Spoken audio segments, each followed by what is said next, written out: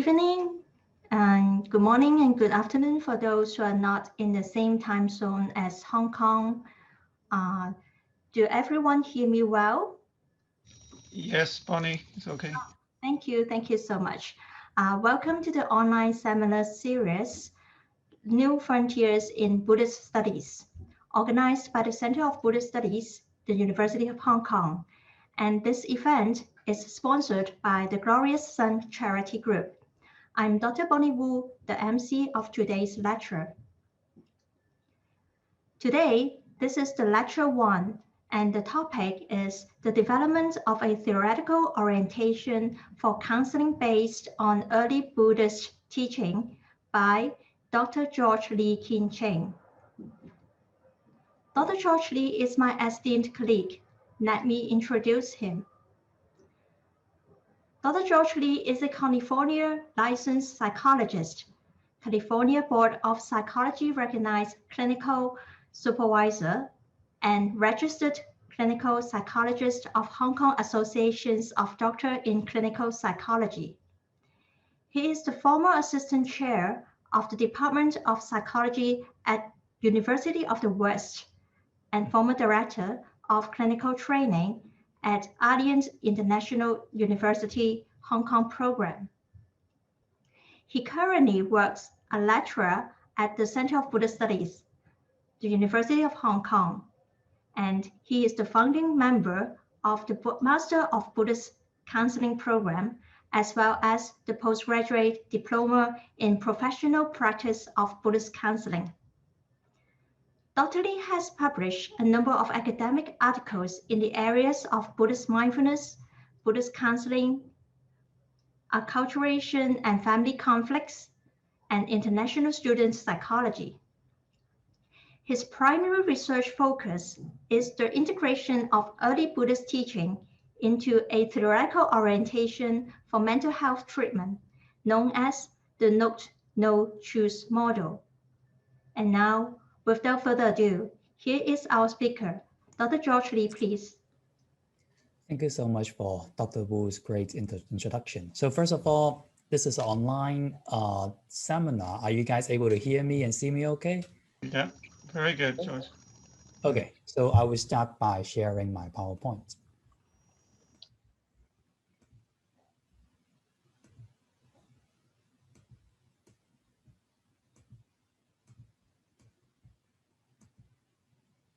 Okay, so the topic tonight is the development of a theoretical orientation for counseling based on early Buddhist teaching. As what Dr. Wu introduced, I was initially trained as a so-called Western trained psychologist until after a few years, I get in touch with Buddhism. And I'm sorry that like some of you may be from psychology background, but to be very honest, I actually started to think maybe Buddhism is much more powerful than psychology. And the integration of Buddhism and psychology may be even more powerful. That for about 4 to 5 years, that led me onto this long-term research journey to think about how can I develop or integrate a better model based on Buddhist teaching so that I can develop a model to help people more effectively based on Buddhism. So this is what gives rise to this presentation tonight. To start with, I would like to tell you a little bit of background to lay the foundation of like what makes the field, not just me, but the field of professional psychology actually started to think about maybe Buddhism is a viable and very effective way to do counseling. And then secondly, I will show you some of the recent development of the progress that I've developed Buddhism into a theoretical orientation, which can be a good fit for counseling in a traditional Western framework. And finally, as many of you come here, I think you just like don't want or don't be satisfied with all the theories and dialogue. Many of you may be sitting here thinking that, I actually want something take home, something that I can do practically, something that I can use on myself and clients. So hopefully this presentation would not disappoint you on that aspect by presenting on the intervention model that I'm developing with a case example. So to start with, I would like to tell you a little bit of the background. Like I said, in the current field of professional psychology, there is a blossoming and craziness about the word mindfulness, right? Many of you may have heard about mindfulness or even heard about mindfulness-based stress reduction, mindfulness-based cognitive behavioral therapy, those kind of terms. It was about like 30 years ago since Dr. Cheung who developed mindfulness or extracted a part of mindfulness practice from the Zen Buddhism and become a secularized intervention for psychology field, like the whole field, people like us, psychologists, counselors, social workers were so amazed because they realized that without doing medication or without like really complicated, deep, and advanced psychotherapy, just by breathing, focusing in a certain way, somehow this kind of practice is very effective in reducing someone's suffering as measured in a psychological way, symptoms reduction. So basically, what we term that, one way we term that is the secularized Buddhist-derived intervention.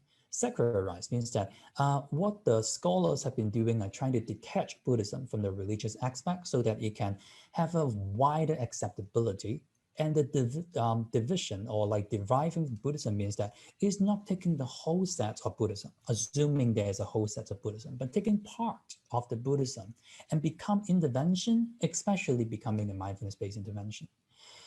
So what we actually find amazing is in the mainstream professional psychology, if you talk to people who are recently trained, who are up to the literature, up to the field, they would not be so ignorant about what is mindfulness. And in fact, many treatment models that has been proven to be empirically validated use mindfulness as a core component in their treatment. So this is a really big thing. It's kind of like a evolution of the whole field in psychology. So at a glance, from the outside, in fact, there are neurological, quantitative, qualitative research findings saying that those kind of mindfulness-based interventions actually work very well until recently. In the last couple of years, actually the last 10 years or so, more and more scholars are saying that, well, is that really the case? Is that actually a good way to use Buddhism? Are there more things that we can use about that? So this is a quick summary of the criticism of a bunch of scholars who are maybe Buddhist scholars or like psychologists or researchers who know Buddhism. So first of all, the sila, the ethical framework is missing. This is the most common criticism from scholars. They think that, okay, if you just do mindfulness, you're very mindful, you're concentrated, you are able to be absorbed into something. Does it mean you are doing the right thing? Does it mean that you are doing things to reduce your suffering and suffering of other people? No, like it not necessarily. There's no values, no discipline to guide how you use mindfulness. It may be dangerous. And the second thing is sustainability. So some scholars describe Buddhist practice as a transformation, rewiring your whole person, make you say like more peaceful, calmer, more compassionate, wiser basically. But if you just take part of the Buddhist practice and apply this way, they are doubting, is this change sustainable? Is this change transformative? And some research actually started to point out that if you just teach mindfulness, if you just use a meditation program for people, there are actually some harmful effects. There are something that actually may not be working as well if you don't have other things to supplement. Of course, some scholars also believe that you're diluting the treatment effect. Maybe for people who are practicing, learning the whole Buddhism more mindfully, more diligently, more comprehensively, the treatment effect may be better. So based on this criticism, I would like to give you an example. I don't know your age, like there are many people from many different cultures, but when I was young, Skeletor is the supervillain, the bad guy, and He-Man, and he's always the bad guy. So imagine that, imagine a supervillain, I don't know, Venom or anyone that you think about. Imagine someone like that. Can he learn mindfulness practice? Can he just practice the tool of mindfulness and become more focused and concentrated? He can, right? He can actually learn to breathe in, breathe out, attending the breath in and out, learn to focus better, learn to be more mindful, more heedful in all the actions and behaviors to do bad things, right? To do bad things. You can be more mindful in the wrongdoings and doing it better. I'm not just saying that for the sake of logical deduction or some theoretical assumption. There are literature pointing out that, say like in the United States Navy, there is a training for the soldiers to practice mindfulness so that they can combat, they can fight or even kill better. You can be very mindful in killing people, because if you just take one thing out of the box without all the sila of the disciplines and values, you can just use that kind of tools to advance your mind to be more skillful in doing bad things, possibly, right? Okay, so with that said, of course, the whole field is not ignorant. The whole field actually have some thoughts about that. At the very beginning, like I said, about 20, 30 years ago, also up to now, the main advancement is to take mindfulness as a secularized Buddhist practice, to do it as a technique to help people reduce, say, like anxiety, depression, or other clinical symptoms. And in the last like 15, 20 years or so, it's advancing a little bit, because many psychologists, researchers are thinking that, well, Buddhism is a good thing, right? Why don't we take more? Why don't we take more Buddhist wisdoms and to incorporate into our treatment model and see what happens? So basically, in the last 10 to 15 years, acceptance and commitment therapy, dialectical behavioral therapy, they have earned great success. And especially dialectical behavioral therapy, Marshall Linehan, the founder, is heavily influenced by Zen Buddhism and used a lot of that ideas to help people be more skillful and wise in thinking, so that it can reduce the urge to suicide, their rate of depression, their ability to validate themselves and be calmer and making better decisions. And more recently, in the last couple of years, I think it's another slight revolution. There are more scholars who are saying that, wait, do we still want to just take things from Buddhism all the time?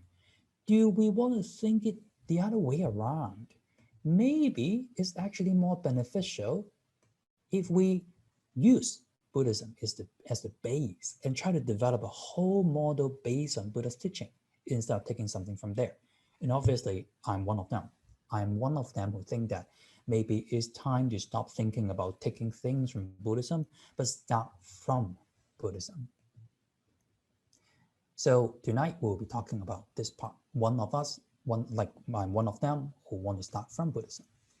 Okay, so why this kind of action, this kind of research on starting from Buddhism is important? I think there are a few reasons I want to tell you.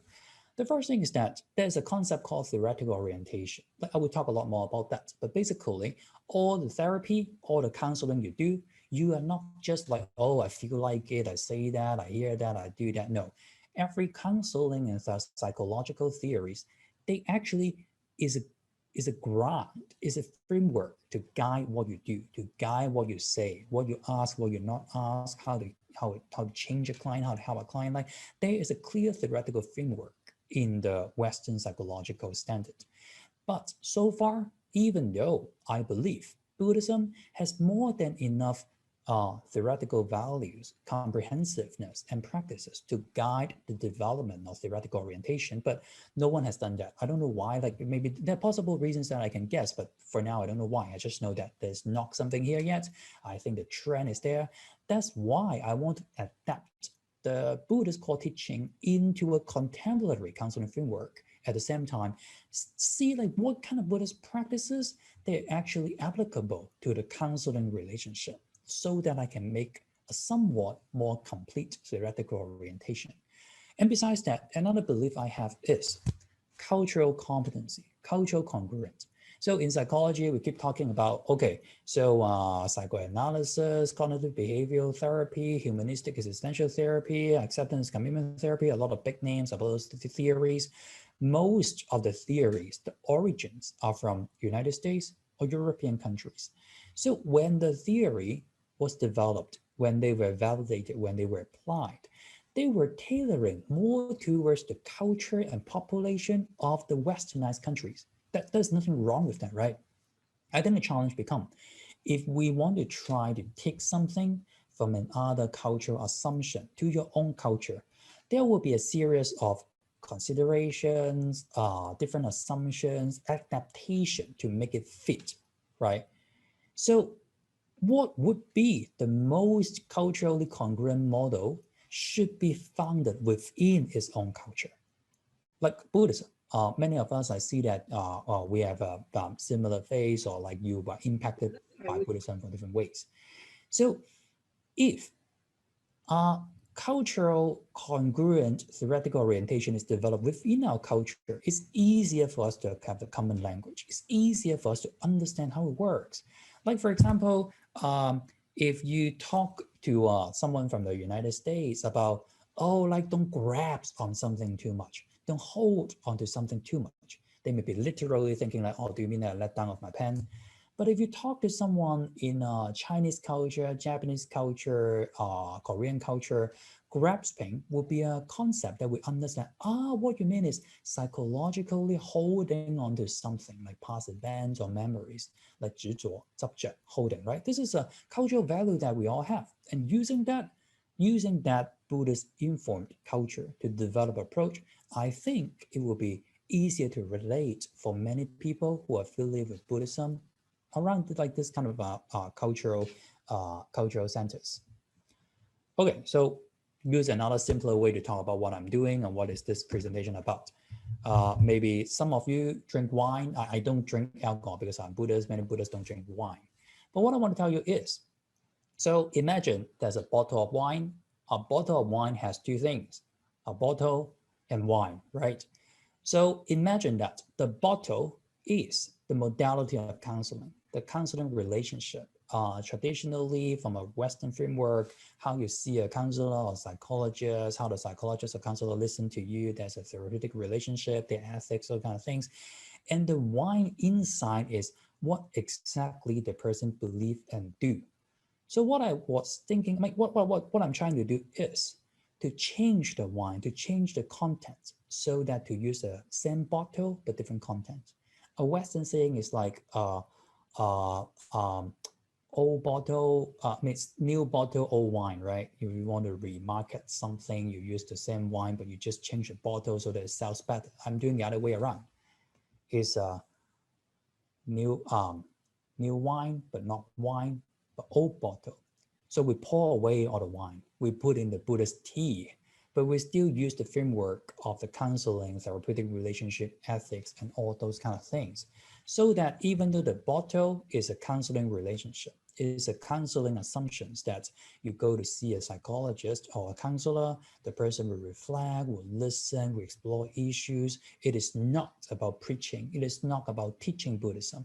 It is about still a very strong professional and therapeutic relationship governed by ethics to protect each other. At the same time, what the counselor believes in, what the counselor understands the suffering, what the counselor chooses to do to help you reduce suffering will be all based on Buddhism. So with that said, the whole thing, I think like doing research as an early scholar, I think doing research is a very interesting, inspiring, and pretty attached things. I think that many of us, as someone who have the passion in academia, we are really driven by some of the research questions. Like my research question for now is, what is a theoretical orientation for counseling based on early Buddhist teaching? What that means is that, so what are the features and components if I take Buddhism and make it a theoretical orientation? Then when I'm able to do that, how to make it practical so that it is effective, it is applicable to counselors in different places to supplement or for the use of their work. And I think like research question like that, I'm honored to say that I'm able to find this kind of research question so that I can use my whole life to answer that. And I think every time I try to think about it, try to research, try to study, try to apply in this iterative process, and I will have more insights and make it better. Hopefully, In this lifetime, I can try my best to answer this question. What is a theoretical orientation for counseling based on early Buddhist teaching? And it has been about 4 or 5 years in answering this question. So what I'm going to present to you from now on is based on this 4 or 5 years of work, like this publication, starting from a Western psychologist believing that, okay, Buddhism is nice, but psychology is better, so that I take something from Buddhism into psychology so that I can just be a psychologist or know a little bit of Buddhism. And you're thinking, well, it may not be that way. Why don't I abandon that, let go of that, and think about, are there any technique or intervention that can be just based on Buddhism? And more recently, I'm thinking it's not just about a technique and intervention. It's about a whole worldview. It's about a whole assumption of human nature, of the world, of suffering and healing. Why don't I take a step forward to try to think about what is a comprehensive orientation for Buddhism? So hopefully my lecture will cover some of those, and hopefully that will be interesting for you. Okay, so to talk about the meat of the presentation tonight, first of all, this is an interdisciplinary study, meaning that if you're expecting a more theoretical dialogue, doing the arguments and debates, like I'm sorry that we are not doing that. We're talking about a practical aspect. And in order to integrate Buddhism into a counseling model, there's a need of certain kind of simplicity, because from my understanding, Buddhism can be very difficult. It is a long history. There are different schools of Buddhism. There are different ways that people interpret Buddhism. Some of them are conflicting. Some of the Buddhist schools may not be best friends. But in order to do something for people who can apply to counseling, so I try my best to make it so that a reasonably educated person can understand, so that they can use and apply. Along with that line of thinking, early Buddhism is my main source of information, especially based on the 5 Nikayas. One big reason is that because of there's so many Buddhist schools and history and interpretations, I really hope to find a school of thought that is mostly commonly accepted and agreed upon by all people. So early Buddhism would be my calling. And when I try to present, when I try to write paper, I try to make it in a psychological language, psychological nomenclature, because the audiences, a lot of them are actually professional counselors, psychologists, and social workers, and other mental professionals.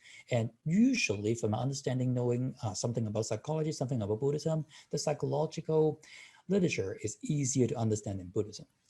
And besides that, the whole orientation, I'm so sorry, is not really tailored towards to help people to reach Nibbana. It's not doing all the way, because counseling is different from a committed, devoted Buddhist practice. There are many things that when clients come to you or in suffering, they want to reduce suffering, yes, but they may not be committed and ready for the whole path, the whole Noble Eightfold Path. But many of them are ready to practice part of that in that direction to reduce their suffering. So a theoretical orientation to be able to make a high accessibility is aiming for reducing suffering.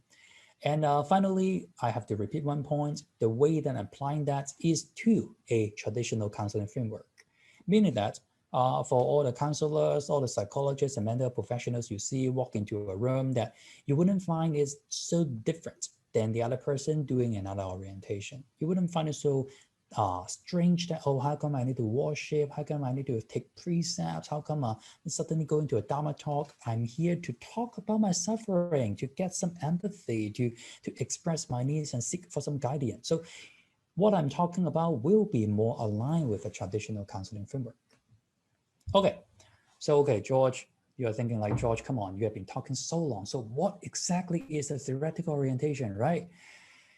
A theoretical orientation is a set of principles based on theories that guide the counseling process and decisions of practitioners. Is one of the easiest definitions. So like I said, every one of us, in the backbone of our mind, there are some theories, some guidance to let us know in that situation, that depression, that anxiety, from my understanding of theory, that may be the courses. From my understanding of theory, when I do this and that, then this person may feel better, may do better. So it's a map, it's a mind map in the back of our mind. But of course, just talking about that would not be very practical. So I would like to give you a example. So let's consider this lady here. So Ms. Wu, 48-year-old female, a seasoned counselor who's well established in her professional field. She identifies as a lesbian, has been living with her girlfriend for over a decade, so committed relationship. Ms. Wu has been working as a counselor for more than 20 years. She works full-time as a senior counselor and supervisor for new counselors, teaches part-time for a Master of Counseling program, and gives presentations to the public regularly. Regardless of those kind of big achievement and recognition in the field, she reported that she has been suffering from depression for a long time. And some important history include she's recently get fired, basically let go of her job, and then not get renewed contract. So she is really sad and frustrated. She went home to tell her mother. Her mother's response was, "You are useless. You are not doing well. That's why they don't want you." Interesting, right? Very competent person, but the mother thinks that she's less than. In fact, her mother is a critical, cold person, has a lot of strong preference for male, a lot of a gender stereotype, and neglects her and be like very rejecting to her, never think Miss Hu has satisfied her needs. And her father is a lot more loving, but weak in a way that she would usually just assume her mother is more authority at home. But her father passed away 12 years ago. So this is the background. In a theoretical orientation, every different orientation will have a different view of the same case, and I would like to show you a little bit. So, for example, psychodynamic. Some of you may have a counseling background or psychology background that you will know. Psychodynamic is a lot about past relationships, how your unresolved conflicts and unfulfilled need, maybe from your caregivers or past people, you actually get transferred that to impact your recent relationships. So from that lens, thinking about the past, Ms. Hu may be subconsciously experiencing her company as her critical and rejecting mother, so that she triggered a sense of helpless and being depressed. And switching another lens, a client-centered therapy, which focuses on a lot of our potentials, believing that we have some strength, some strong potentials down there. So if we can get in touch with that, if we can express them well, then we will be happier. So if a psychologist or counselor is more client-centered, the psychologist, instead of just talking about depression, just talking about the work, the psychologist may talk more about, so what would be some meanings for you to be a high achiever? What would be some meanings that for you to try so hard to be so competent? And the psychologist or counselor may think that Ms. Hu pursuit of high education or pursuit of competency, it is maybe to fulfill her family expectation so that she can be an ideal, successful professional. At the same time, it's suppressed and deny her own need to be what she wants to be. If you switch to be a cognitive behavioral therapy that some of you may know better about, the counselor may talk more about, oh, what are your thoughts? What are your irrational thoughts? So one of the thoughts that is actually impacting you that is not very reasonable is, you are not good enough. I'm not good enough. And when you keep thinking, no matter what you do, you are not good enough, you will be depressed. You will ruminate about that, and there will be physiological problems too.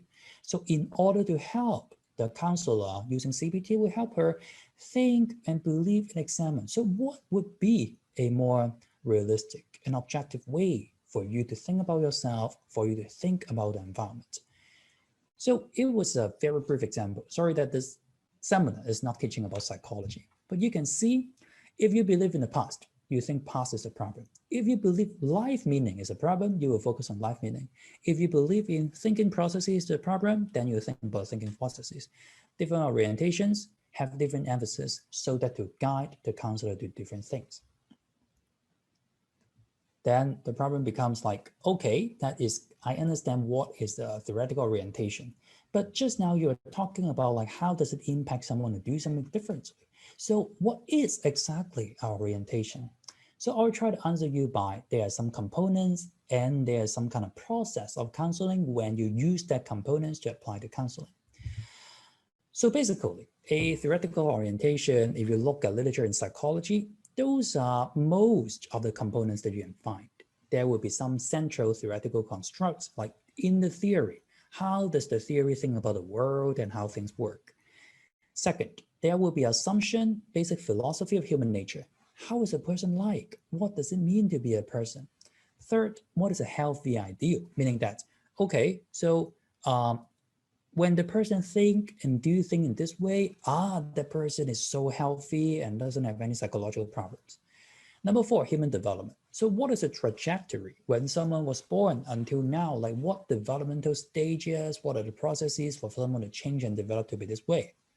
Number five, causes and nature of dysfunction. So what are so-called psychological disorders from that perspective? What are the things going wrong and why do things go wrong? Why do people suffer? Why do people have depression? Why do people have anxiety? And number six, nature of process of counseling. Okay, so now we understand those are the human nature, those are assumptions of why people suffer, those are how people develop. So what do? What is counseling in that dimension, in that orientation, and how to do it? And number seven, role of the counselor. So as a counselor, as a psychologist and therapist, so what do we do? And finally, what will be some interventions and techniques? So basically, those are the domains that Western psychologists usually use to define what is a theoretical orientation. And besides that, when you have those kind of assumptions about human nature and so-called like psychopathology and all that, then the usual counseling process go that way. You will tune and connect with your client. The orientation will inform how to do assessment, meaning that what kind of information to collect and understand from client. And then the theoretical framework also tell you how to make sense and understand client's suffering. And finally, when you understand the suffering this way, what can you do to reduce suffering in the person? And this is an iterative process, meaning that it's not just one way. Okay, so when I see you are suffering because you lost your job, then I think, oh, maybe losing a job hurts your self-esteem. So, okay, I will do something to boost your self-esteem, maybe praise you. Like, it's not like that. It is a continuous process. Every time when you get to know someone, know a client, you are actually like peeling off onions. Every layer you're getting closer, every different perspective you take, you get different things from the client, and your understanding of your client's story will keep on expanding. So this is an iterative process. Okay, so let's talk about the components, like very briefly, because I do want to save some time to talk about what is the intervention and how does it look like. So like I said, simplicity, right? Theoretical construct, most important thing that I take from early Buddhism is dependent co-arising or dependent origination, dependent arising, but I like to use the definition of dependent co-arising because the core emphasizes on the interdependent part. All phenomenon are dependent co-arising, period. This is the main assumption in Buddhism. Of course, the three marks of existence, non-self, that this thing is not inherently existing.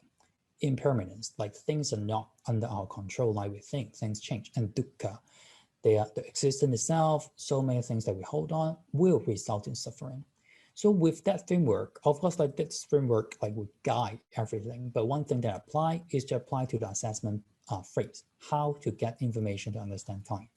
Second, human nature. I think the most prominent and common understanding or definition of human nature in Buddhism would be the model of five aggregates. And besides that, I think the early Buddhist model of the cognitive processes, the one that the Buddha talks about how from sense contact you have the feeling, the perception, the initial thought, the sustained thought, and all the conceptual proliferations. So having that analysis of human mind, it will help very much for us to understand where is the client holding on to or how to have them not proliferate so that they can come back to the reality. So what I'm applying it is especially to the conceptualization part and also to intervention. Healthy ideal from an early Buddhist perspective, it would be arhats, right? Highest and perfected ideal. But like I said, what we are doing or what we are limited to do in counseling, maybe it's just to focus on more householder level, more mundane person, to help them learn more skillful means so that there are less impact from the three poisons. And with that guidance, we are trying to use that to think about how can I help this client meet the client's readiness to set realistic goal for the client to achieve. And human development, like researching on human development in the Nikaya is actually a pretty negative process, because if you guys know the Majjhima Nikaya, the Buddha talks about how children, like human development, talk about children development, right? Children are actually those beings who just dwell on the sensority, playing toys, like playing games, and doesn't really practice or know how to practice in a way to advance their mind. So in human development, one thing that is more impactful is to understand the karmic conditions. Everyone has a karmic conditions. And besides that, everyone kind of have a processes of developing karmic conditions into personality. You can see in some of the Theravada literature. Plus that, we can think of how someone who is not cultivated, there are some sequential steps, stages, and processes to become a more cultivated person. So using those kind of information, literature, sutta, and commentaries, that I kind of use that to add into my assessment of someone's habits and states of mind. Sorry, so one slide didn't show. Okay, so causes and nature of dysfunction. Of course, Dukkha, Western psychology, psychiatry mainly focus on symptoms, like clinical symptoms. Are you sleeping okay? Are you sad? Are you anxious? Those kind of things. But I think if there's no Dukkha, there's no Buddhism. I think like for main dysfunction, of course, is the Dukkha. So the Dukkha model, conceptualization, this is what I try to do to understand why, what are the causes of suffering? What are the tanha, the craving and clinging and upadana? And the process in nature, like there's some, like this is the most careful thing that I'm trying to do. The process and nature of counseling, if we just took what Buddha's interaction with people for more than 2,000 years ago to the contemporary way of communication, do you think it will work? Of course, like there must be some differences, right? There's ancient Indian culture of like listening and talking and communicating. So the nature of process of counseling in the literature, I'm summarizing that what happened, but to apply, we need to understand what are the essence, what are the spirits behind those kind of ways that Buddha was communicating and dialoguing with people, and to fit it with a way that we are talking in this social norm, in this cultural context. So like compassionate listening, how Buddha used many different skillful and flexible means to teach people or reflect to people, have people contemplate on the Buddha's teaching. Or like sometimes the Buddha doesn't answer questions, being silent, or counter question, answer with categories, or use a story, or different things. So those are some of the things that I try to see and integrate into the current model of counseling. And this number 7, role of counselor. I think the concept of the spiritual friendship is very important. Like the Buddha, he reached Nibbana, but did not leave the world. Buddha stayed to teach out of compassion. I think that kind of compassion, that kind of friendship thinking, that we have the ethical values, we have the Dharma, that we have earned, we have achieved certain kind of understanding and share with other people with some sense of egalitarian, not just assuming that we are higher than them, but knowing that we are all bonded, we are all connected, we are all interconnected, and we all have similar suffering to face. So that kind of attitude is very important. And finally, I think interventions and technique are most influenced by the third and fourth noble truth, especially Noble Eightfold Path. As you know, Buddha teach their meditation, contemplation, reflective dialogues, and all that. And I'm summarizing and categorizing them with my understanding of Western psychology into a no-choose framework.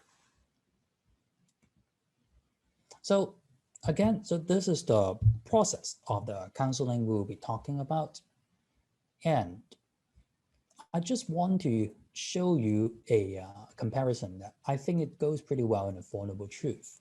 When we attune with client, empathic attunement is understanding of client's suffering. Of course, Dukkha, client has to know, be aware of their suffering enough, or to be more exact, client has to be motivated enough to know that what I've been doing just bring me more suffering. So I want to make some changes. So the first step is always bonding with the client, knowing how much they suffer. I mean, like we are helping professionals, right? Imagine when people come to you crying, really sad, just lost an important person in life, divorce, being cheated on, or like suffering from cancer, all those kind of very painful moments. What can help them or what they need at that moment is not to listen to a Dharma talk. It's not to, oh, like this going on, this sutta can help me or this story can help me. They actually need someone to compassionately hold them, not physically holding them, but do a containing environment to let them know that you are safe here. I can listen to you. I can be with, I can accompany your suffering.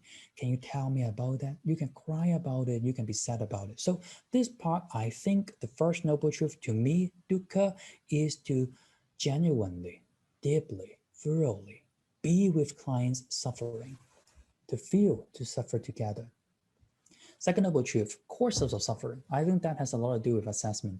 Assessment means that do we understand the conditions of client? Do we understand what are the environmental conditions? What are the family conditions? What is going on in the client's mind that become suffering at this moment? Cessation of suffering, I would equate that to conceptualization. Conceptualization in a brief sense is to make sense of what is happening to a client. Make sense of, okay, those are the conditions that I get. But under those conditions, how does client cling onto them, reject them, or not understand them so that the client suffers so much? So that the client is pursuing, chasing something that is never there. So that the client, for example, is wanting and desiring the love of a mother while the mother will never be able to love her. Something like that. So cessation of dukkha, the third noble truth, is to tell us under that framework, under that assumption of, oh, my client suffer because my client wants something that she is never able to get. So what is the way out? And finally, path to cease suffering, to intervene. So I know that, that may be the way out, but just knowing that is not enough. Everyone knows if you let go, if you see reality as it is, then we will be not suffering, right? But how to do that, how to reach that level, how to cultivate your mind, how to focus, how to think differently, how to discern your mind acts, all those kind of things will be the specific techniques in intervention. So those are the four noble truths, like tying into the counseling model. Okay, so to start talking about the intervention, I do want to make just my interpretation, okay? Just my interpretation of main difference between psychology and Buddhism. Some scholars, like Cheung, for example, talks about how most of the psychological models believe in the inherently existing self. And I think the biggest contrast to Buddhism is Buddhism believe in non-self, and anatta, right? We don't believe in existence of a self or inherent existence of a self. It's not no self, it's not a self, but non-self. So some of you may think, okay, like, well, I don't think like all psychology or many of them like talks about a self, right? Okay, so say like if we think of the root of psychotherapy, psychoanalysis, and psychodynamic, they keep talking about, oh, there's an unconscious mind, something deeper down there, through dreams or through like your slip of tongue, like some of your unconscious stuff will come out. So they basically assume that there is something there existing, inherently existing, like a soul. No one in psychodynamic or psychoanalysis suddenly tell you that, oh, the consciousness is fabricated, it's actually dependent co-arising. Usually they wouldn't do that. They believe there's something there. The theory take this as the assumption to build on. They don't challenge the existence of that more unconscious, deeper thing. Similar, humanistic existential psychology, they believe that there is a beautiful, potential, authentic self. When we are suffering, it's because there's so many other people tell us that you can only be loved, you can only be acknowledged when you do this and that, this and that. But no, if you are able to get in touch with your core, authentic, deeper self, then to live with it, to express it, to actualize it, you will be happy. Then the question is, what is that self, right? The description is so similar to like a soul, something that is inherently existing down there. You don't doubt whether it's there or not. The whole theory is started from the assumption is there is that kind of self. And then, oh, this is what I do. But Buddhism go a step down to say that there's something that is like a self that is impactful to you, but dependent on arising. It is not a true intrinsic nature like we want it to be. So this is the main difference. So all the model, all the things that I do, all the things I think are based on the assumption of non-self.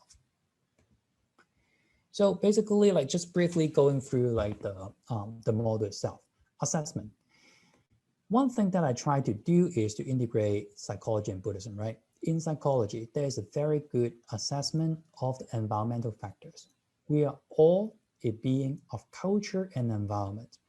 What you believe in, what your society tell you, social norms, stereotypes, and all that impact how you become a person, impact how you see yourself, impact your building of your self-identity, right? Even though your needs, what you think is right and wrong, that plays a role. But Buddhism add into important points about inside this kind of environment. This is our 5 aggregates. We have our mental processes, we have our own like Vandana, Sanna, Sankara, all those kind of things that is happening. So 5 aggregates interact with the ecological system is my conceptualization of assessment. So with that said, I provisionally develop or divide conditions into internal and external conditions. Basically, external conditions are outside of the mind. Your family, your body, your environment, and internal conditions are what is inside of the mind. Clinging, craving, our notion of self, our views, mind state, yearnings, skillful means, unskillful means, like those will be what is inside our mind. And going back to Ms. Hu's example, using a dependent co-arising perspective to see someone's depression is something like this. So depression, similar as the self and other thing, is just a phenomenon, right? Any phenomenon, we know that it has the ability to arise and change and cease. And any phenomenon is not just existing by itself. All phenomenon would have supporting factors and conditions. So the first step to understand the suffering of depression is to understand what are the sustaining conditions behind, including loss of father, child experiences, critical mother, and internally, those are just the external facts, right? Loss of father, people may have different understanding. If your father has a lot of money, you are a selfish person, loss of father will be very happy, right? Because your 5 aggregates think differently, the perception is different. So for Ms. Hu, loss of father is the saddest thing in life, but you may be very happy. So all the things happening externally are just fact, basically somewhat more objective fact. Internally is your interpretation, your ability to focus, your thinking, examinations, and all that. And they all interact, interdependent, or get together to create the experience of depression at this moment. So in order to help counselors to do this kind of assessment, I've developed this kind of form to help counselor to do that. That is part of the work that I'm doing. So just now was assessment, right? Assuming that you get all the conditions, like what are the environmental factors, what is the mind factors, the person has this kind of craving, clinging and all that, and this is the mind state, the person is usually filled with a lot of greed, the person is actually having a very low attention, cannot really focus. Like those are the things that you get from the assessment period. But after you get all the conditions, you get all the information, then is conceptualization. You are trying to put them together to understand why people suffer. So in an article that I actually got accepted that we published like in this 2 months, I was proposing this model of conceptualization. Like I said, simplicity. This model, of course, is informed by the Four Noble Truths and the 12 links of dependent arising, but I took some part of them to integrate together so that it makes sense to most of the counselors and mental health professionals. So everything, we know that in Second Noble Truth, Tanha has to be from craving, Dukkha from craving, right? Craving for sensual pleasure, existence or non-existence. But craving is just a root. It's like energy, a drive for you to grab onto things, for you to identify with them so that you feel like, say that you exist. But what actually get crystallized, get formed into a new becoming, into more concrete things that you believe they are real, will be a clinging or attachment, the upadana. So say like some people attach to the self, the body, and think, beauty is the self, my face is the self, or sensority, excitement, or like sexual intimacy, those makes me feel that I exist. Or some people cling on the views. Nowadays, especially in Hong Kong, political views, right? Yellow cam, blue cam, when I have those kind of views, cling on them, I feel like I exist. Or relationships, I'm a father, I'm a mother, I'm a son, or like other roles, ideals, or other things that makes you have the illusion of existing, then that's actually fulfill your need of craving, or temporary fulfill your need of craving. When you have been thinking about those things, your mind subconsciously will be ruminating, repeatedly creating and fabricating that kind of identity of self, that kind of yearnings of love and acceptance. Then you basically form a pretty solid habit of believing, this is George, this is me, this is what I do, this is what I like, this is what I think. That for many other psychological thought, it's okay, just dark out of light. Please give me 1 second. Okay, sorry. So when you have that kind of self-notion, you're formed, you hold on to it and believe that this is me, then in daily life, you have a lot of expectations.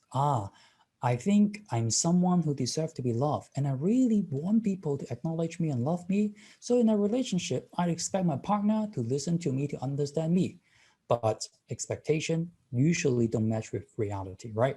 So when reality disappoint your expectation, then it will result in dukkha. Reality is, okay, maybe you are married with a person that you want love, you think that you deserve love, and you expect the person to love you and listen to you all the time. And reality is, that person no longer loves you. Reality can be, the person loves you, but then so busy and doesn't have the mental energy to listen to you, then you are disappointed and create dukkha. So that's one of the easiest way for me to discuss what is a Buddhist way of conceptualization and put it in a model like that to present to you. And those are more like deeper description, like craving, you can understand as a powerful lust. Like I said, I want to use a more psychological language to describe them so that it may be easier to understand for people. And we have formed a notion of self at the same time. That notion of self has a lot of innermost desires and need. Like most of the time people, what do we need?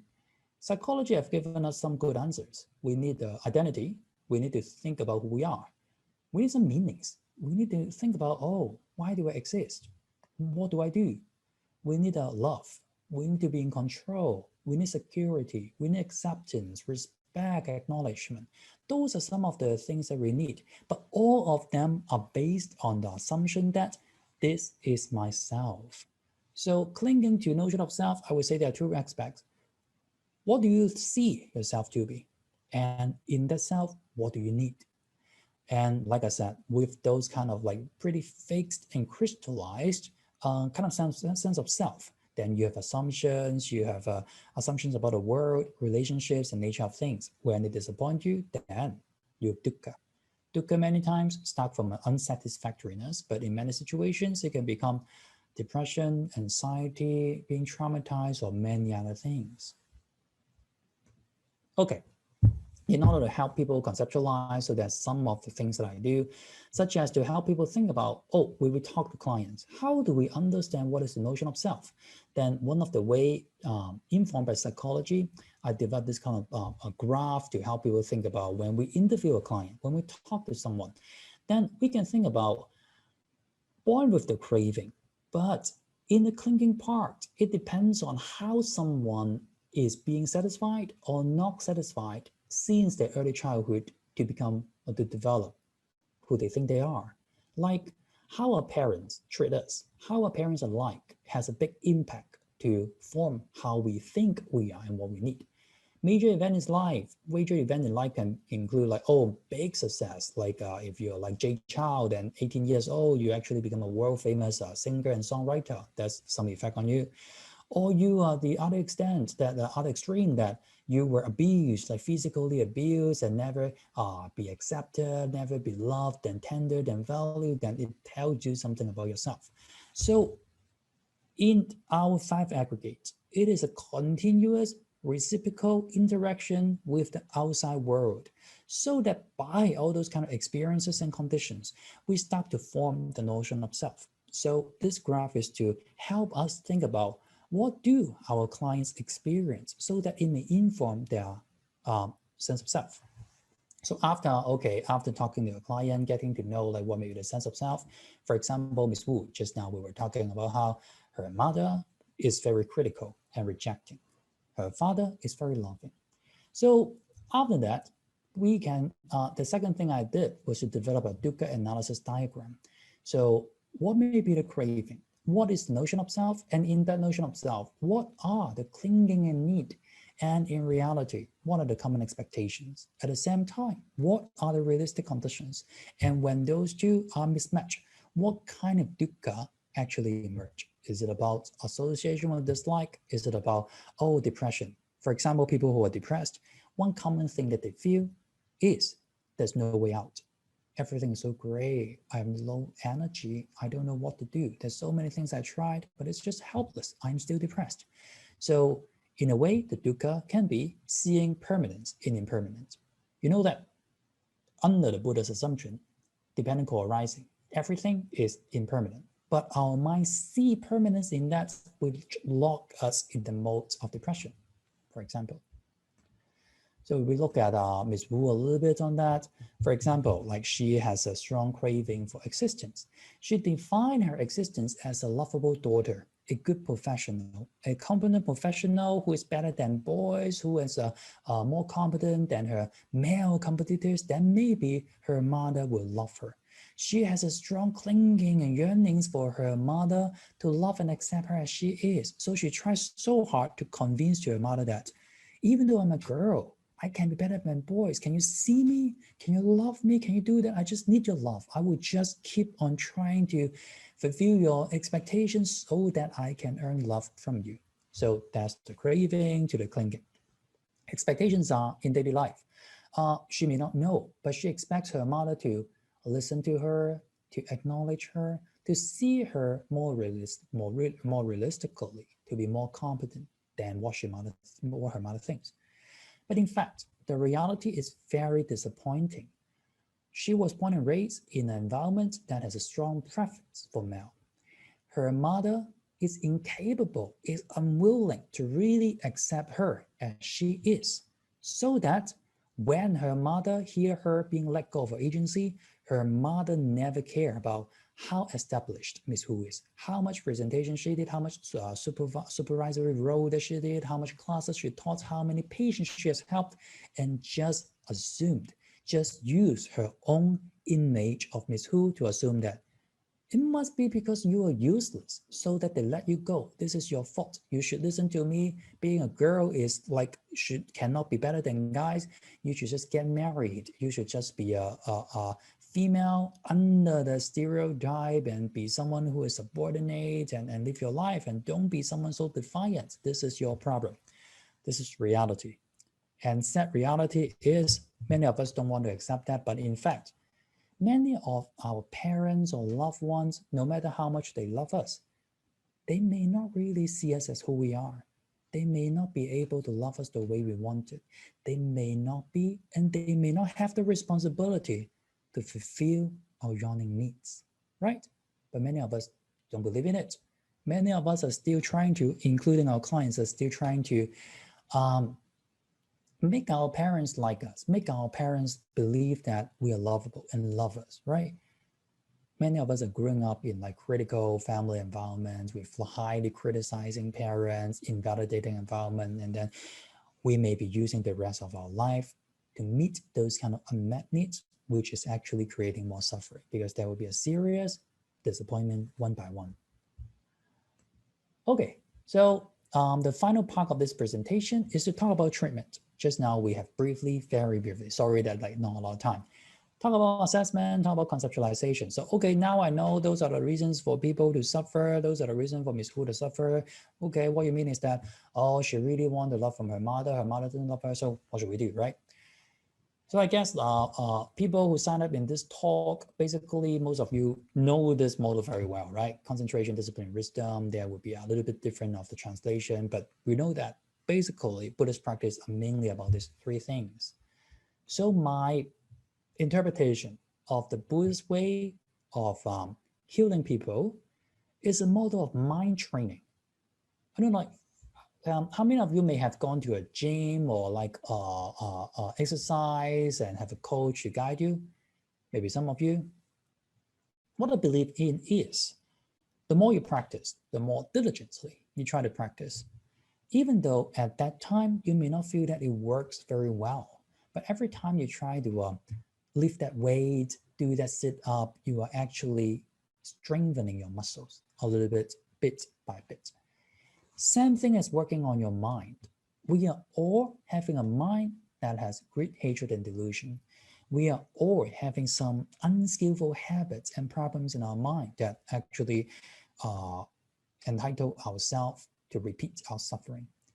So the mind training model is, if we can keep on being mindful, noticing that, practicing a way of paying attention, of thinking, of choosing more wise decision. Every time when we are able to do that, we are actually restructuring, we are actually rewiring our mind so that we can be skillful, so that we can make decisions that lead us to less suffering. Just like how many of you have experiences of meditation, right? Do you remember how was it like during your first time meditating? For me, it was miserable. It was very hard for me to focusing on my breath. I don't know what is my breath. I know where's my breath. Like, it was very difficult. After practice, time by time, day by day, now you have become much more skillful in focusing, right? So I think the Buddhist training is a mode of mind training. You're restructuring and transforming your mind. And in this restructuring and transforming of your mind, I bring you the not, know, choose model. So this model, the first time published, it was last year, talking about Satipatthana Sutta, and second time is the recent publication. So not, know, and choose, what does it mean? So first of all, starting from awareness, noting, increasing awareness, using ways to stabilize your mind. When people come to you, say that they are really angry, they are really anxious, many times they are not really at the present moment. They are not really seeing what is going on in reality. They are dwelling into their proliferations, assumption, and keep looping and looping, so that their suffering, their anger, their depression is much larger than what a reasonably mundane person would have. Because there's so many things that is fabricating and adding and proliferating in their mind. Noting is first, come back to the present moment. Breathing, relaxing, using a way to soothe your mind and stabilize your mind so that you can see things with some more mental distance, so that you can see how you have lost touch with the reality and become much more agitated, much more escalated than it is. For example, say like if you go to Starbucks to buy a coffee, if the person give you a coffee and give you a mint log or roll of eyes, that's the reality, right? The person gave you a rolling eyes. That's just reality. But someone who is not skillful will be keep holding on to that part and keep proliferating and thinking, do you know who I am? I'm a lecturer at Hong Kong University. Do you know who I am? I do this. I have this kind of publication. I have this kind of establishment. I'm a psychologist and all that. It is so unrespectful of you to look me into that way. Then you will see that I have just lost touch with reality and dwelling into auto conceits, auto proliferations, and don't remember it was just a rolling of eyes. Noting is coming back to that moment to think about, okay, coming back, this is actually the sense contact. This is the right eye rolling. Now I'm coming back to this breath, coming back to this moment to see, to hear, and grounding my awareness to this moment so that my mind has more stability and clarity to discern what happened and how my mind comes from here to there. So it's like grounding, focusing, coming back to the present moment. Knowing is the wisdom, is the contemplation. So now after noting, after practicing certain kind of advancement of your mind, you can pay attention better. You have more ability to come back from proliferation to the present sense contact. Then it's time that you can mobilize and apply that kind of stronger mind to analyze yourself, to contemplate on, so what are my reasons for getting angry and irritable so easily? this is my conceit. When a person look at me this way, I actually feel that my ego was offended, so that I get angry and irritable because I'm pretty much clinging to a self that is competent and good, and I yearn for people's respect. That is why. So understanding why, after that is choose. After you understand your problems, your habits, your dukkha, then you will see more different entry points to make a different decision. For example, if I didn't practice, if I don't know choose, the person roll their eyes into me and I will yell at the person, I will complain about the person, I will write 10 pages of complaint letter and make sure the person loses the job. But coming back to reality, the person rolling eyes doesn't mean that the person was rolling eye to me. And even if the person rolling eye to me, doesn't mean that the person is disrespecting me. And if the person is disrespecting me, doesn't mean that I have to be angry, right? The person disrespecting me is just seeing that the projection in his 5 aggregates of who I am. Then why do I need to be upset about someone's 5 aggregates projection? There's so many different points that starting from my mind, I can rethink. I can pause. I can choose to make a better decision that is for myself and other people, like walking away or gently telling the person, oh, I'm sorry that when you're rolling eyes, I'm a little uncomfortable, or just breathing and okay, that's actually nothing. Okay, so no choose. Those are the way of how we can keep on practicing a way that we can be more focused, more insightful, so that make an action for a better decision. So this is just a longer way to describe components of the no choose. And I think that this presentation is being recorded, so I wouldn't dwell too much time into that, and you can read it again on your own. And this is just another way to describe the mental processes. Going back to Ms. Hu. So assuming that she was very upset, right? So what happened in the beginning was her mother said, oh, you are useless. And she saw her cold face. So there are some bandala, unpleasant feeling, discomfort in her body and mind. And her perception is, my mother doesn't love me, don't love me.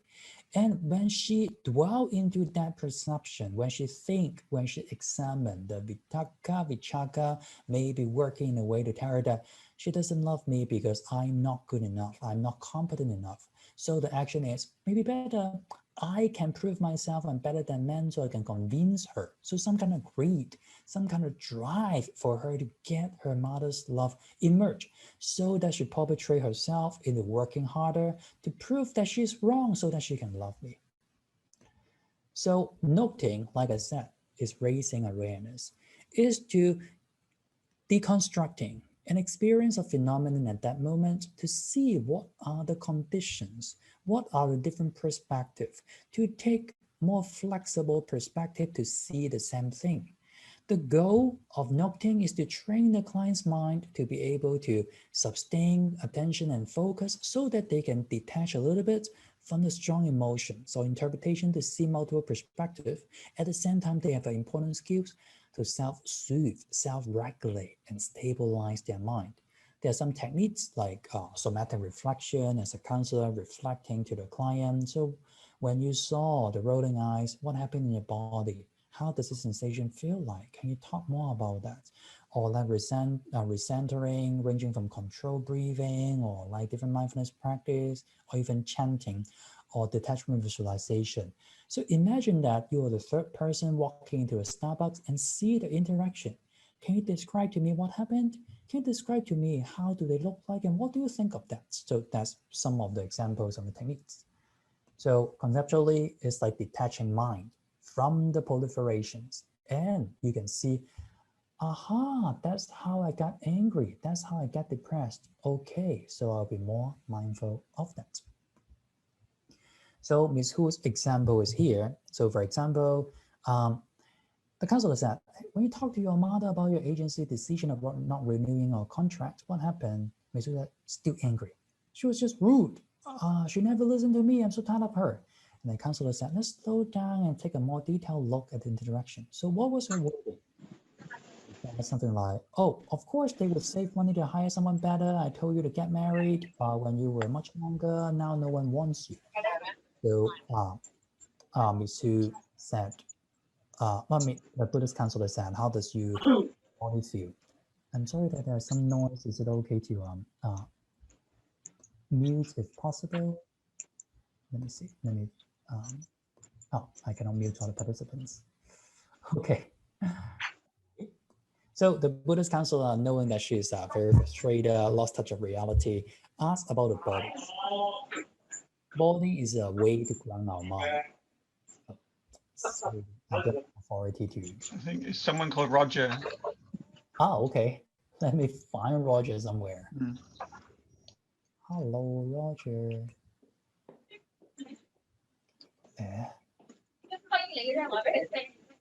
Okay. Now I find Roger and try to mute. Okay. Thank you, Adrian.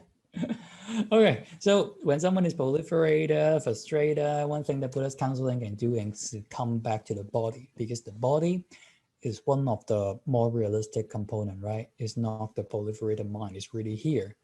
So how is it like? Oh, it's a strong sensation on our chest. And also listen to it now. How would that feel to you? What would it be saying to you? It keeps saying that you just don't listen and deserve more respect from you. Isn't that a reasonable mother can do? On and on like that. So the Buddhist counselor said, reflected. The voices sound like you really want her to be there for you. So noting what we are thinking, noting the body sensations and how this all thing actually give us hints about what we're actually needing. So that's note. Knowing is, like I said, generating the self-knowledge, generating a way that we can contemplate and understand why are we doing that? What are we doing and why are we doing that? So that we continue our suffering. So in a way, we are helping client to see the links between conditions and mind's action. There's some of the techniques that we use, and I will show you one of them in the conversation later. So you see that this is a conceptualization diagram. It doesn't mean that you have to share it with your client, but you know that when client is suffering, usually there's some kind of needs they're not meeting. And through the dialogue, through the conversation, you are sharing your understanding skillfully so that the client first know their needs. What is their need? How they have been trying to meet their need, but encounter a lot of failure so that they become unsatisfied, sad, depressed. And with that, you will try to help them raise awareness. This is my sense of now. This is what I did. This is what I need, but it doesn't work. So going back to Ms. Hu's example, the counselor said, it seems to me you have tried very hard to convince your mother to love you, even though you are a daughter, not a son, but it has not been successful. And Ms. Hu said, yes, I don't even know why I keep trying that. Counselor said, what if, like this is reality, right? Reality. What if your mother is incapable of loving and accepting you because of how she is? Then Ms. Hu thought for a while and tearing up. I think part of me knew it, but I just don't want it. It's very sad to believe my mother does not really love me and I don't know what else to do except trying harder. I just feel so frustrated by how stupid I am to keep on craving her love from a stone cold person. And Buddhist counselor, also being realistic, not praising client, not sugarcoating anything, said, it is truly saddening that she doesn't love you, accept you. And it is frustrating to get rejected every time, no matter how hard you try. However, it is not stupid. And Ms. Hu said, how is it not stupid? And the counselor used a more detached perspective, detachment visualization. Imagine a little girl being born and raised in a family with a strong favoritism for boys. She has been treated as a less than, and her mother never really saw her. She believed so long that if she worked hard enough, she would get all the love and respect she ever wanted. However, no matter how hard this little girl tried, her mother still failed to grant this little girl what she wanted. In fact, what she wants is very simple. Just a warm hug, a caring smile, praise from her mother, so that she can finally feel beloved. Imagine this little girl standing in front of you. Would you blame this little girl for trying to get something she needs? So Ms. Hu thought and said, when you put it this way, I think I have much more compassion for this little girl. So, I mean, you all know that this little girl is Ms. Hu, but when you describe in a more objective, realistic way, then Ms. Hu tried to detach from what is actually going on from a more stabilized third-person perspective. And she can think, maybe I can have more compassion for myself. Maybe I shouldn't blame myself. It's sad that my mother doesn't love me. Doesn't mean that I have to blame myself too. Finally, choosing. In any mind moment, in many moments, we have a lot of choices that we have made. Think about something, not think about something, grabs onto something, not grabs onto something. There are millions of choices. When you have practiced noting, you have increased ability to see what are the different choices you made. When you know, you see your inclination, your habits, and keep on making certain kind of choices. But what you need to do is to think about, are there more wholesome choices? Are there better choices? There are different interventions, and what I will show you is first finding entry points. Assuming that Ms. Hu has a habitual pattern, she overachieved to please her mother. But every time when she achieved, hey mom, I got this interview. Hey mom, I was on television. Hey mom, I got this new promotion. Her mother will be very dismissing and rejected her. She gets frustrated. After getting frustrated, knowing that I actually really want her to acknowledge me. It's very sad, but she come back on, try harder. Maybe I do better than all the men. She will finally see me. Keep on trying, looping, keep on trying, looping, trying, looping. The entry point out is there some points, not just one point? Is there some points so you can pause and ask herself, why do I keep pleasing her knowing that she does not love me? What is it that I want? What is it that I don't get but I keep on wanting? And is my suffering not really about how she treats me, but my suffering of not letting go of a loving mother, not letting go of an unsuccessful habit to try to get what I want? So finally, we can look at this interaction. Buddhist counselor said, now you know how she is incapable of loving you the way you want. You see how hard you try to earn love and acceptance from her. You have experienced the devastating pain of the past failures. At some point, you will need to make a decision on how to go about it. So Ms. Hu said, so what would be the decision? Well, we do not just give client everything. We need them to think and explore and reflect. Based on what you have learned about yourself, what do you think? So the Buddha also used counter-questioning, right? There's a lot of times your healing therapy come from our internal processing. So based on what you have learned about yourself, what do you think? Ms. Hu said, perhaps finding out the substitute for my mother? Well, counselor said, yeah, as far as I can see, of course, you can deliberatively give in to your desire for love and try to keep trying to get a love. That's one option. Or you can find alternative, such as other people, mentors, master who approve you. That is another option. Or another option is you can let go of the desired mother in your mind and try to see her as the way she is. This is actually a very strong statement. That is a very challenging statement. What this counselor is trying to have Ms. Hu think, of course, at that time, she's ready to think in this way. But what the counselor is proposing is, well, maybe what you want about your mother, what you have yearned for and expect for your mother is not really there. And one way you can do is to not need your love, not need her love, or mentally leave her, mentally abandon her, right? So Ms. Her thought for a while and smiled. What you said makes me think I can psychologically abandon her like she has abandoned me. So that's one of the new insight that she get. And the Buddhist counselor said, you certainly can. But you give back the decision to the client. You are not saying that you do this, you do that, you do that. It's all from her insight to see what is a better decision and try it, experiment it so that she feels it's working, then she will keep on trying until training the mind enough that she can continuously make a better decision. And Ms. Hu said, okay, I'm not sure if I can do it, but I do want to try. The trying part, mind training. Every time go back in reality, seeing her mother, rejecting her, or even before that, seeing her drive, seeing her strong need to get her mother to love her and acknowledge her, she see a new point out of the habit. Reminding herself, satipatthana, right? Recollection of memory, guarding your mind, knowing what is skillful, knowing what is unskillful. So applying that mindset to that moment.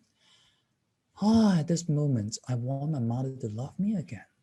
but I actually know that maybe she's incapable. Maybe she has never learned how to love a girl. Maybe she was never been loved, so she cannot give that to me even though I want it. So instead of just trying so hard, which hurts me, and bombard her, maybe I can try to let go. And I can try to accept that poor little girl inside me that craved for love but didn't get it. But now I'm more compassionate. I'm mature. I can accept and love myself. Okay, then what I do? What do I do? Maybe I can focus on things that I can still do with my mother. Maybe I can find my own love or love other people. So once someone is able to let go of their strongest clinging, or at least see some potential freedom to not grasp so much with our deepest attachment, this is the time for opportunities. This is the time for change. There will be a lot of new decisions coming up. Just to let you know, so in order to make it a more full theoretical orientation, for all the technique that I have, I try to make it like a worksheet style, usually 1 page and 2 page, so that when counselors read it and get it, they can just revise it easily or prepare for the session. So no choose each phase with different techniques. And sorry that the presentation was very long and there are a lot of concepts that I cannot really present in a short way. But to conclude, I do think Buddhism has more than enough materials for mental health professionals to formulate theoretical orientation for treatment. So I hope what I'm doing is just a starting point. My knowledge, my 5 aggregates is very limited. The only thing I can do is keep on writing, keep on presenting, so that those wise, intelligent, skillful people like you guys are, hopefully can get something out of that and start thinking, can we develop something new? We don't have to just believe in the traditional orientations that we have been using. Maybe Buddhism can do that too. Maybe in 20 years from now, when people talk about psychotherapy, it's no longer just psychodynamic, CBT, ACT, dialectical behavioral therapy. Some people will say that, Buddhism is one way of psychotherapy. Okay, so thank you very much. And now I'm open for questions.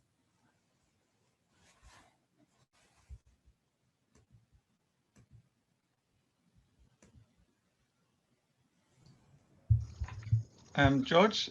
Hi, Adrian. Yes, thank you very much, George. I have a question regarding the significance and status of a counselor's personal beliefs on the effectiveness of their practice. You know, counselors of various persuasions can take techniques, you know, CBT techniques from there and client-centered techniques from over there and put them together and have quite an effective practice. Yes. But I'm actually thinking now, as a Buddhist counselor coming out of a spiritual tradition, what is the significance of a person of that kind having these beliefs, a practitioner, compared to someone who has a secular-based approach but takes some Buddhist techniques to apply? Do you think that they will both be effective, or the Buddhist counselor's personal beliefs have some extra impact? I'm just curious about this, because of course there could be Christian counselors compared to secular-based counselors. What is the influence of one's personal beliefs? I think that's a great question, and I have a few different answers, pretty long answer. Let me see, I can get it all out. First of all, about spirituality. When I was trained as a psychologist, it's almost like people are choosing their religion. People are so faithful about their theoretical orientation. Of course, they do take techniques from other places, but the core, how they understand human psychopathology and the way out of that is almost like a doctrine. Like it really reminds me of the sutta of how like Brahmins, they just believe in their rituals and rites and say other, that's something like that. So I think even though our spirituality is one way to believe in things, some people actually take their theoretical orientation as a religion. And secondly, Buddhism, I think there are so many different interpretations. For myself, I'm a Buddhist. I'm a favorite Buddhist, Chinese Buddhist, take the 5 precepts. But my way of thinking about and developing this model is a lot based on early Buddhism. One reason is because early Buddhist Sutta is uh,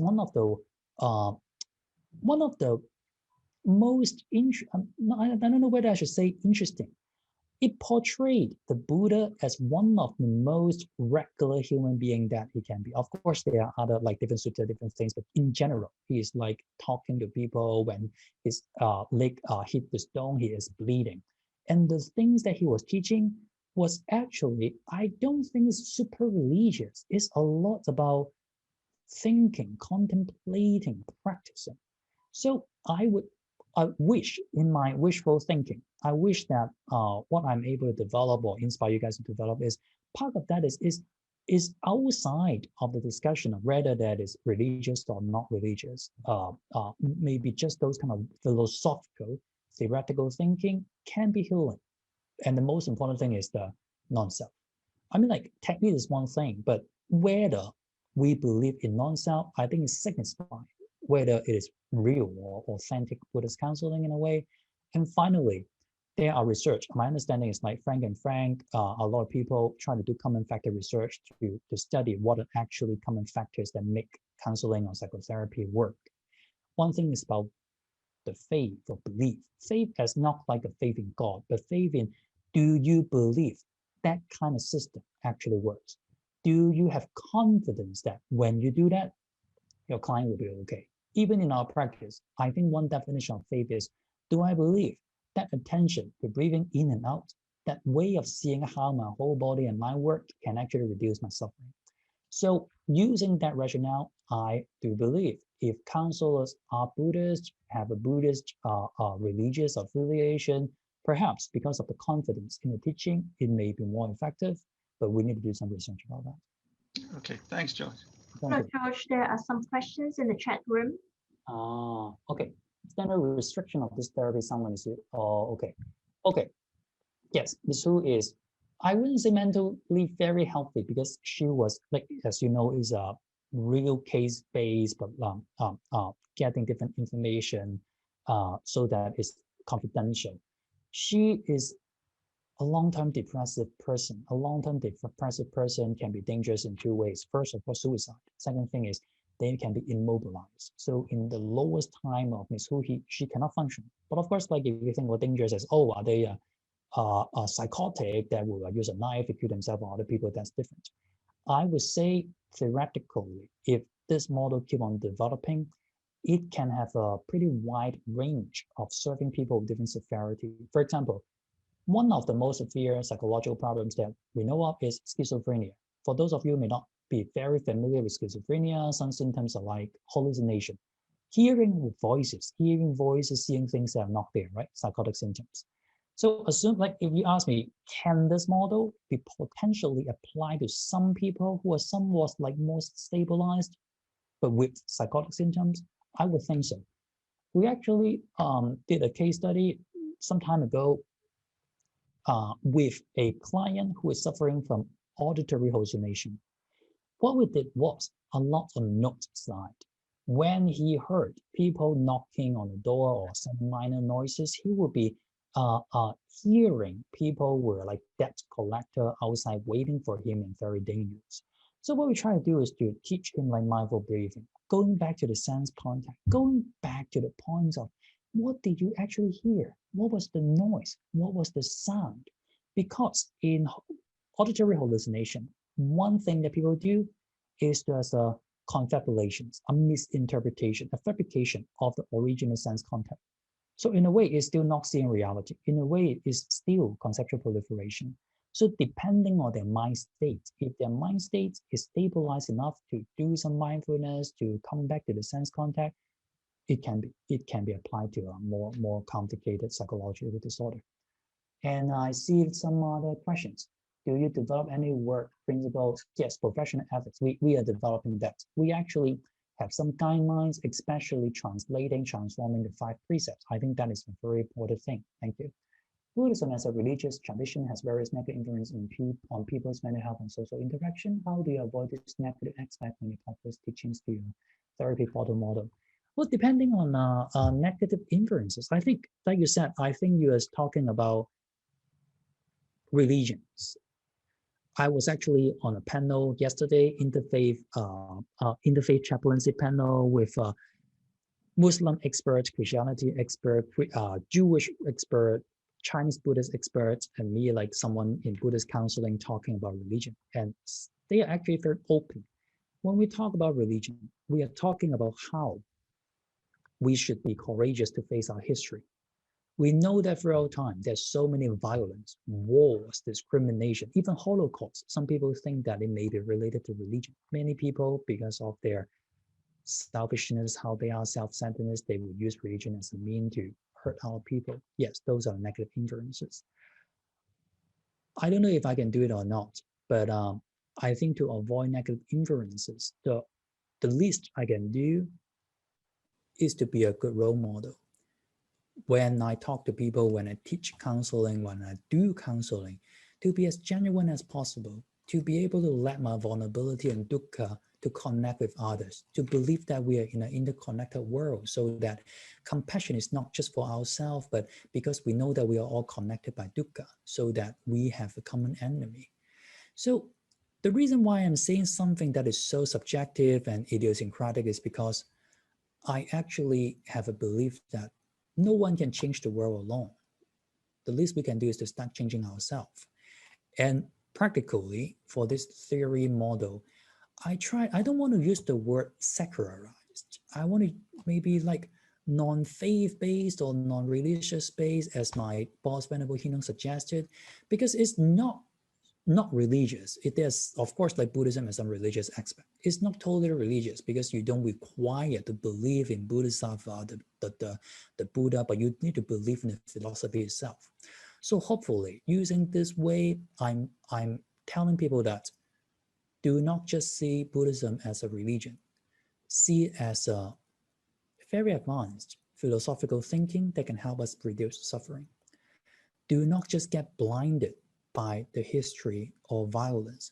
See yourself, see people, see each one's story, see the suffering in yourself and others. Hopefully, that can cultivate a more clear perspective. Finally, how would the Buddhist spirituality inform art-based psychotherapy? Well, that's another good question. I haven't had time to start this project. I always have a dream that we should develop a Buddhist art therapy program. We should develop a Buddhist art intervention. I mean, like Zentango, right? Zentango is just part of the Buddhist art. Calligraphy, like the writing, right? Calligraphy, or like painting, or like Buddhist arts in tea meditation, in walking meditation. I think all those are very artistic. I would say activities themselves are tools. The rationale, the reason why you use the tools are the most important. For the no choose, or like wisdom, concentration, and discipline, all the activities can be applicable. Just like now when I'm drawing, I can practice noting by knowing my mind, what is my mind saying, knowing my body, breathing in and out and working with my drawing to see what are my bodily sensations, what are my fabricating bodily sensations, what are the real bodily sensations, how does my body change when I'm drawing, breathing in and out. I can practice concentration of noting. I can practice knowing when I'm drawing, what kind of things get proliferate in my mind, what kind of thoughts I'm grasping onto, how does it influence what I want to draw. Why am I drawing, say, like my mother and my father in a more evil face? That is knowing, right? Or choosing, every time coming back, what do I choose to draw that can actually bring me more tranquility? Drawing a Buddha, Bodhisattva image brings me more tranquility and compassion. Drawing people in an interconnected way maybe make me feel that we are more interconnected. So all of them, art, counseling skills, or like way of counseling, those are all just that tools. What we believe in, what we value, what we believe as the theory that drives us is the energy, is the force, is what it makes sense. So hopefully, like this presentation will give you a little bit of what I think is Buddhist counseling. And I'm very limited. I can only tell you what I know. I can only try my best to present what I know skillfully to some people. And then it's all yours. Buddhist counseling, Buddhism, continuing the torch of helping people, using your skillful and wise mind to help more people is up to you. And if you have any questions, welcome to contact me and affiliate with me, and we can walk together on this path to alleviate suffering for ourselves and other people. Again, thank you very much for participating in this presentation. Thank you again for Glorious Sun Charity Group for organizing that. Thank you. Thank you, George, for your presentations. You have illustrated so well that about a Buddhist theoretical orientation using Ms. Ho as an example to see how no shoes model can work as a very lively example so that we understand how it works practically. And also thank you for all the participations and all the questions. And also I think we have more lectures are coming. Please come to join us and see you next time. Good night, and I don't know, in some time soon, maybe still good morning or good afternoon, and wish all of you have a nice day and also be healthy and happy. Thank you. Thank you. Thank you. Very nice to meet each one of you online. Thank you. Thank you. If you want to apply to a Buddhist, a Master Buddhist Counseling program, you can do that too, okay? Yes. Please come to join our family. Thank you. Bye-bye. Bye-bye. Bye.